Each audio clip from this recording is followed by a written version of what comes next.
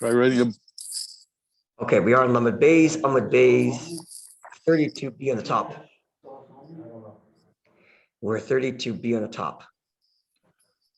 So as I mentioned yesterday, the Mishnah, right, which had two lists, a list of commandments of verbalization, commandments when we are required to say something, mitzvah shebedibur. So a list of such things that you have to say in the original Hebrew, and then a list of such things that you can say in any language. Now, as I pointed out, the Mishnah itself only goes through the verses that indicate to us that you have to say certain texts in the original Hebrew, right? And we went through two of those, or a few of those already. More of them are coming in the next Mishnah. But what we had now, so far in the Mishnah, is that, considering that the verse says, in describing the blessings and curses that Moshe Rabbeinu gave at the mountain of Gerizim and Eval, the two mountains, we described what that looked like yesterday, half the Jews here, half the Jews there, with the ring of coins in the middle, with the speech, we went through that. So considering that that was done in the original Hebrew, and the verse there uses the language, Va'ansa va'amra, the Va'anu Levim, that the Levim responded. That's the verbiage, that's the description in the verse, is that they responded. So likewise, other mitzvahs, where the Torah uses the word respond to describe what you have to say, then it has to be in the original Hebrew. This is Gzeira Shava, comparing the fact that the verse describes the blessings and curses using the word respond, as opposed to say, using the word respond. So likewise, any commandment of the Torah uses the word respond to describe what you have to say, then it's got to be in the original Hebrew. Now, I pointed out from the fact that the Mishnah only looks for the verses to tell us when you have to say it in the original Hebrew, but does not do the same exercise proving from the verses that you can say it in every language. It almost seems as if the Mishnah's premise is, well, you could say it whatever language you want, because why not? But then when the verse tells you have to say it in Hebrew, you have to say it in Hebrew. That remains a true observation. But nonetheless, the Gemara, in the next generation of analysis, does cite to verses to indicate when you are allowed to use any language. So the Gemara later does that, but the Mishnah itself does not. So the observation I made yesterday still remains true as far as the Mishnah goes, but nonetheless, the Gemara will find verses that indicate that these mitzvahs can be said in any language. Yeah, this is where we're going. You want to say something? I think yesterday you mentioned that I think one of the sages for the Gemara said that they were using a verbal analogy that is their Shabbat. Yeah. But then I think somebody countered and said that you don't need to use their Shabbat because it's a straight out. It says straight out in the verse. That's with respect to one of the mitzvahs. Right. Yeah. Okay. With respect to maybe halitza. So halitza. Or is it chalitza or chalitza? I have it down here. Yeah. Chalitza. Oh, it says kacha. Yes, by chalitza it says kacha. It says like this. But that's not a blanket statement. We still use Gezeira or Shabbat For other things. Yeah, things. use your for other things. Yeah, that's right. It's only for that one that they have to speak. That's right. Okay, so let's begin then. On the top of Amud Beis, 32b, after the big bold letters Gimel Mem, which stands for Gemara. So the text reads as follows. Parsha Sotah, the first item on the list, which is the discussion of our tractate, is the command to recite or to administer an oath / curse for the woman who's going through the proceeding. The Kohen tells the woman, accept this vow that you haven't behaved such and such, because if you behave such and such, then such and such are the consequences. But if you didn't behave negatively, there's blessings, right? So he administers this oath, and she responds by saying, Amen, Amen, I affirm. I affirm that this is indeed the case, that I accept what's being said here, and I accept the consequences. So that, said the Mishnah, can be administered in any language. That was the first item on the list, which is what spawned off this whole discussion about what can be done in Hebrew or not Hebrew, because our tractate is Sotah. So says the Gemara Minolan. So from where do we derive, what verse can we cite to indicate that the Sotah oath can be administered in any language. Tiksiv, because the verse reads, now I'm going to change the words in the Gemara as per Rashi. Rashi tells us to amend the text. So we're going to read them as Rashi tells us to read it. The verse reads, the Emar Ela Isha. The Emar Ela Isha. And the Kohen shall say to the woman, B'chal Lashon Sheisha Mas. Say it in any language that she understands. Because the verse says to the woman. So had the verse said, say these words, okay, then you got to say it in the original Hebrew. But it doesn't say these words. It says communicate to the woman, meaning it's got to be in some language that she understands. The whole point is to communicate the oath to her. So this is how the Gemara derives that the oath can be administered in any language. It almost sounds as if not just it can be done in any language, but actually maybe ought to be in the language that she speaks. Because the whole point is, as we're going to read even further, an oath that she takes to accept the consequences, considering that she's, let's say, certain in her innocence. So if she doesn't understand, what kind of oath is this? What's an oath when you don't understand? Right? Like, for example, on Erev Rosh Hashanah, when we sit around after the morning service, 10 men together, each person gets up and annuls their vows from the year. So in that, for example, then it's meaningless if you just read the text in Hebrew. The point is you're annulling your vows. If you don't know what you're saying, then what are you doing?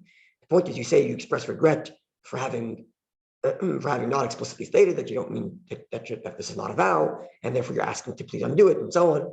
If you don't understand what you're saying, then what are you doing? The whole text there is you communicating to the Beth Din, communicating to the court, which is the 10 men around you, and you're asking them for their help. If you don't understand what you're saying, what are you doing? Right? Same thing when you're burning the chametz. And that's right. The declaration there is that you are willfully rendering all chametz you may own as ownerless. If you don't understand what you're saying, then what did you do? You didn't declare anything ownerless. You just, if I read in Chinese phonetics a description of me letting go of my chametz, what did I do? I didn't do anything. Or in other words, the primary mitzvah here is not the words. The primary mitzvah here is the idea in my mind. The words are just to verbalize it. The primary mitzvah here is that I accept in my mind and heart that all chametz is ownerless. Okay, so I got to verbalize that. If I don't understand the words, then what am I verbalizing? I'm not verbalizing anything. Same thing with declaration. The same thing is true of vows. As we mentioned in the Mishnah, a person takes a vow that what he saw was true, let's just say, or that what happened was such and such. If he's not saying it in his own language, then what's he saying?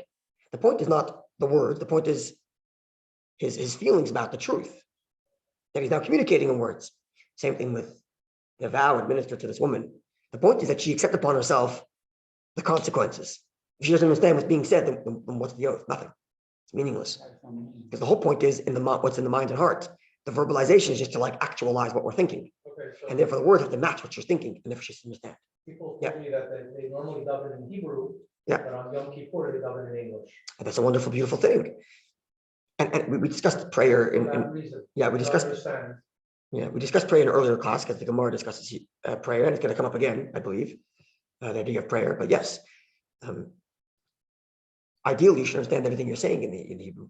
There are certain parts actually of the prayer that you're required to understand what you're saying. And if you don't, you have to repeat the prayer. In reality, we don't repeat the prayer because we're concerned that the second time around you may not have intention. You may not have the proper intention anyway. So just keep on going. But in theory, you're right. We discussed it a little bit before, and it'll come up again, but you're right. There's a fellow who joined the Shabbos at the oil, who for as long as I know him, until today, the entire prayer in English. Benching, everything in English. It's a beautiful voice. If you don't listen carefully, you think he's dubbing in Hebrew. Because he's so familiar with the words. He says it with the same familiarity that I say the Hebrew text. Exactly. And it's a beautiful, wonderful thing. Yeah. Anyway, okay. But again, each person should navigate their own way by discussing it with their rabbis and whatnot, if it's through Hebrew or English. But certainly the idea is still there. Okay, so third line. Further to this point, that she needs to understand what she's saying, or she needs to understand what is being said. She needs to understand what she's affirming when she says Amen. The Gemara now cites two in Mishnaic text, which reads as follows. Tan Rabbanan, sages taught.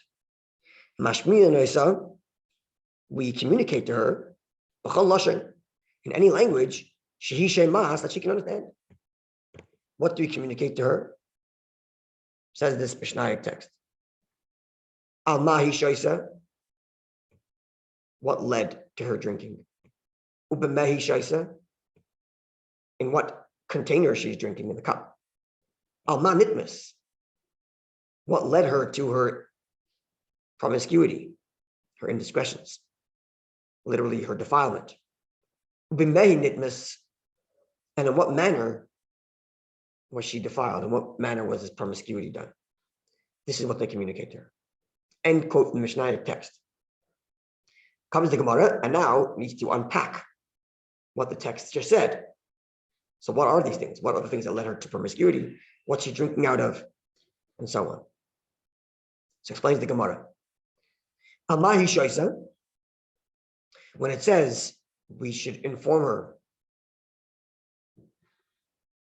of the circumstances that lead to her drinking, namely, al iske kinevistira.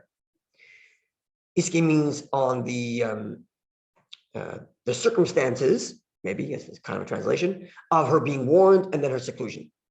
Meaning it's not just describing the events. You were warned, you secluded, but on the surroundings. And as Rashi explains,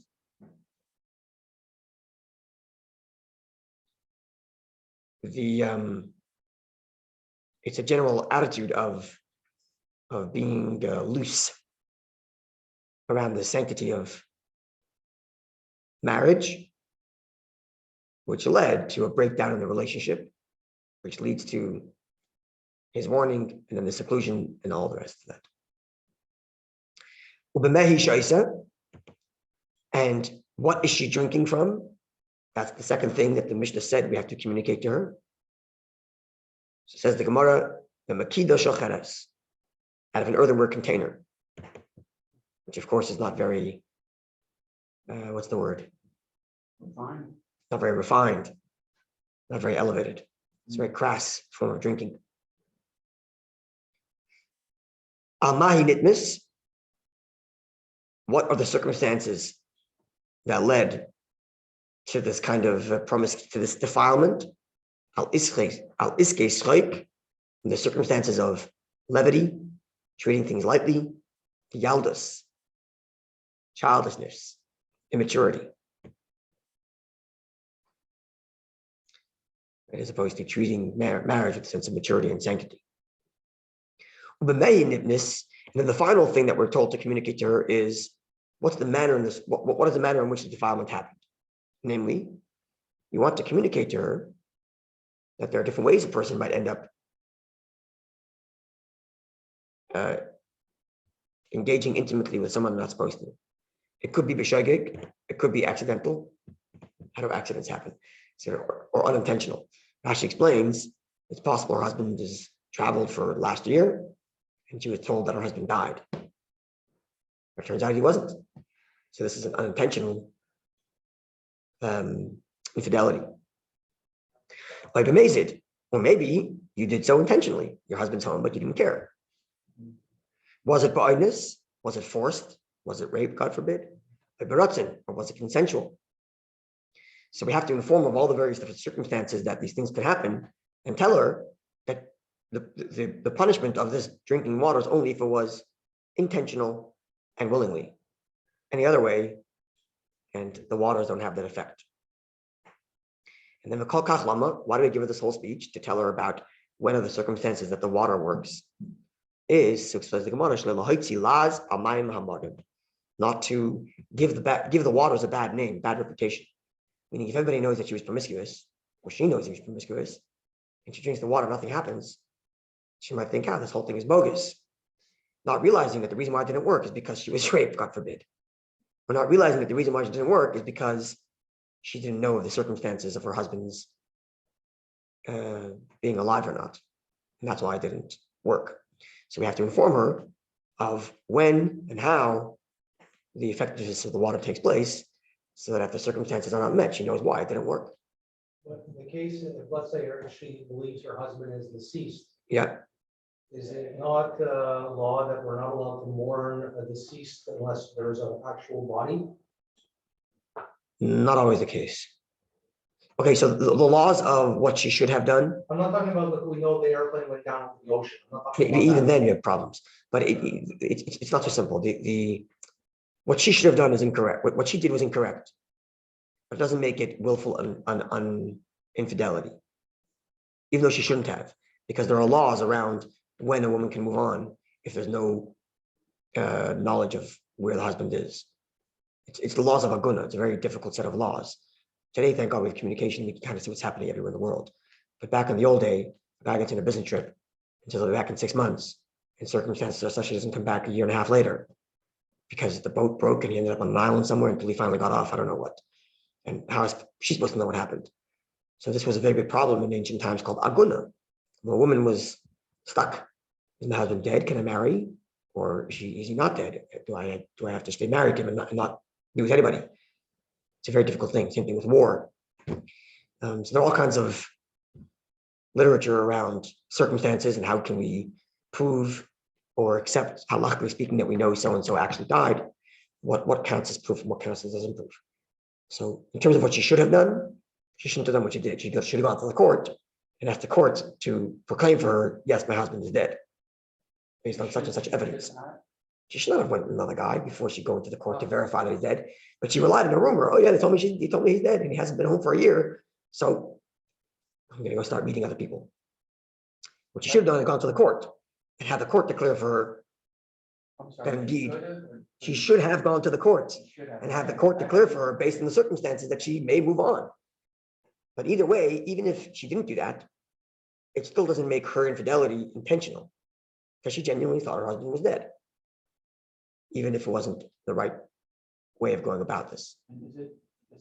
Certainly, if the court told her you're okay, and then it turns out the court was wrong and the guy shows up, certainly in that case, it was unintentional, right? But it's a whole other set of laws about when these mistakes happen. What do we do with the fact that she married 2 different people? Like all that stuff is discussed elsewhere. The court in that case only requires 1 witness. So there are certain leniencies like 1 witness and other things. Yeah, there's a lot from the Talmud Sotah on that actually. The third Chabad Rebbe was very heavily engaged in freeing agonos. He's releasing women who are not sure where their husbands are, helping them be freed from their marriages, so they can, or they're not marriages because the husband's dead, but freeing them from their circumstance that they can move on. You don't remember this? Yeah. Yeah, throughout the ages, there were many scholars who were heavy advocates, and they took upon themselves, with broad shoulders, huge leniencies in law to allow for a woman to remarry. And Talmud Sotah was one such scholar with big broad shoulders. In subsequent generations, he's often cited as a leniency in certain circumstances of war and other such circumstances. But thank God it's not really a massive issue nowadays, considering that we have communication and we pretty much can see everything anywhere with satellite and whatnot. You go from place to place. Yeah, you can put someone on a plane, fly down there, and find out what happened. There's no such thing as someone getting lost in an island and stuck in, like, you can't be found. You could be found. Just in a helicopter. I mean, we can do it. Well, there was an exception of that kid 3-4 years ago. In the kid from Montreal. Yeah. He Intentionally went into hiding or got lost? got lost in South America. Oh, wow. The parents dropped everything they're doing. Oh, yes. Right. You're right. That's a rare case. Very rare. In Peru, Yeah, Jewish boy from Hampstead, right? Yeah. That's a very, very rare thing. And the chance that his body is going to be found is very slim, considering that we can see. I don't think he's ever been found. He has not. Right. He has not. And I mean, it's hard for me to imagine that there's a place in the world that physically you can't see where he is at this point in time. So I don't imagine there's any remnant. Yeah, it makes no sense. But so like 100 years ago, that would have been normal, not normal, but it would have been much more frequent. This was like this is an outlier. Like, it happened once, and who knows how long where they can't find the guy. There's no trace of him. Yeah. But that used to happen, unfortunately, often. You know, people would even give divorces to their wives Before leaving. just in case. Yeah, and they would say, if I'm not here, like they would stipulate, if I'm not here in a year, this is your get, so you're free to marry. And that way, if you don't find the body, at least you have a get. And then sometimes it would happen, the guy would show up 2 years later and she's remarried. And what do we do now? Well, the divorce took effect because the divorce states, if you're not here in a year, you're divorced. Right. He wasn't there in a year, so she's divorced, right? Now the guy's back. Why is the father coming home at that point? Because he has children. He still loves his wife. I don't know. There's a million reasons I come back home. In that case. Sorry, but these things happen. You can retract the divorce. What if she's remarried already? Oh, It's not so simple. These cases happen. And again, there's responsive literature that deals with a lot of these cases. yeah. Anyway, sidebar.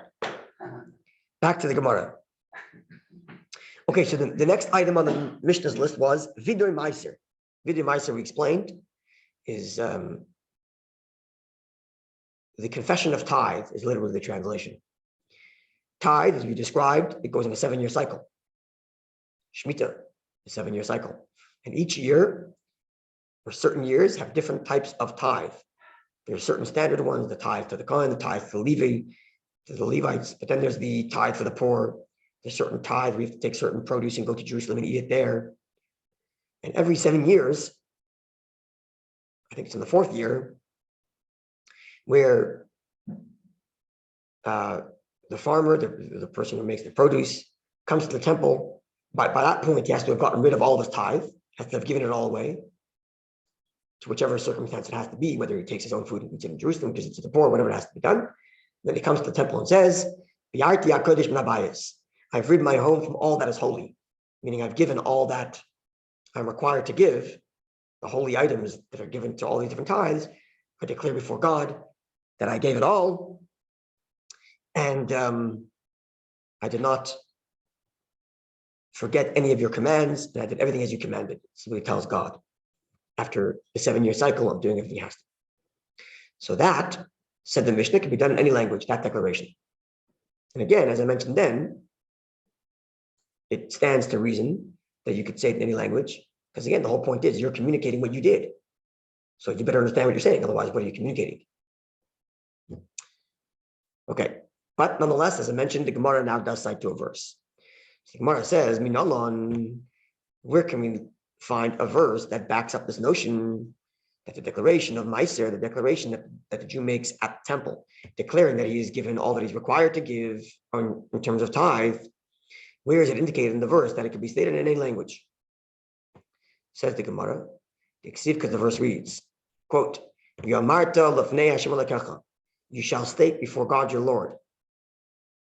Bi'arti, I have gotten rid of HaKodesh, all the holy, all the tithe, min habayis from my home.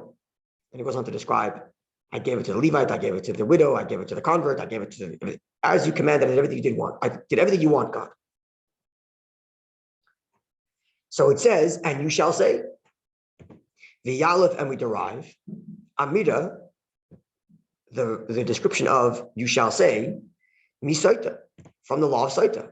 Just as in the law of Sotah it says, the Kohen shall say, and there we already determined that it's to be done in any language, Shua Omer, in any language that he can say, or in the language that she understands.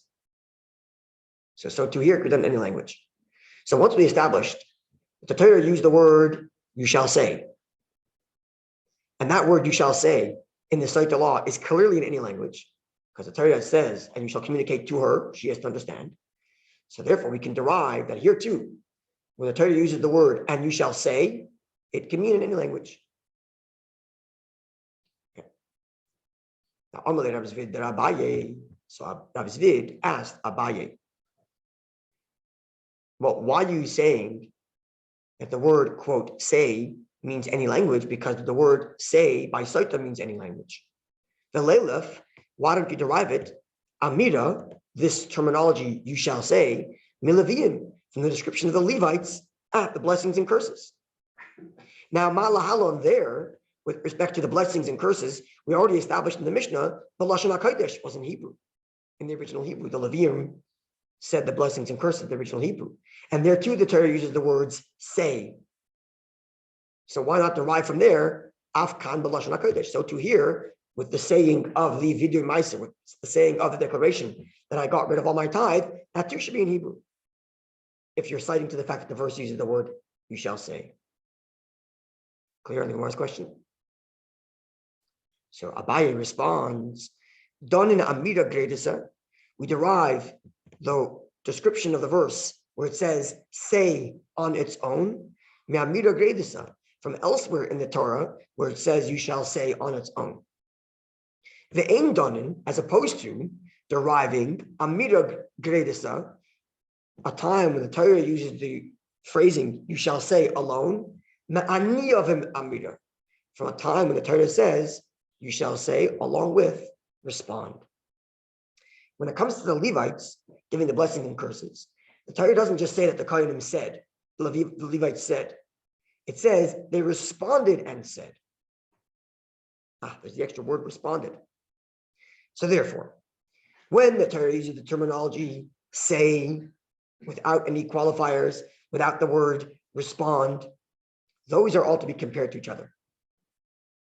And at the center of that, you have the Sotah, where the Sotah's law, the Torah uses the word, and you shall say. And there it clearly means any language, because the Torah says, communicate to the woman in a manner she understands. So therefore, anytime the Torah says the word say can be derived from the Sotah. Say in any language. But there are some times when the Torah says, you shall say and respond. Like Excuse me. curses, Sorry? like the curses. Like the curses. Then if the Torah adds the words, and you shall respond, then at the center of that verbiage in the Torah, you have the blessings and curses, but the Torah uses the language, the Levium responded, and that teaches us it has to be in Lashon HaKodesh, in the holy language. And that's going to be the exercise going forward. Does the Torah use the word respond? And it's got to be exactly in this language. Or does the Torah just say, and you shall say? In which case, it could be in any language like the Sotah. That's what's going to be, that's the overall framework going forward. Okay, so we'll stop over here.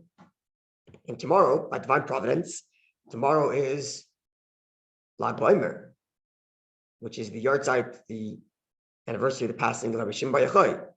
So tomorrow we're going to hear a very interesting teaching from Rabbi Shimon Bar Yochai about how you talk about yourself. When you're required to talk about yourself, how you should do so. Very, very interesting. That'll come tomorrow. And there's 3 different elements to take into consideration with regard to what I'm saying about myself. Very interesting stuff. Okay, all that tomorrow. Isn't tomorrow the end of the killings of 24,000 people?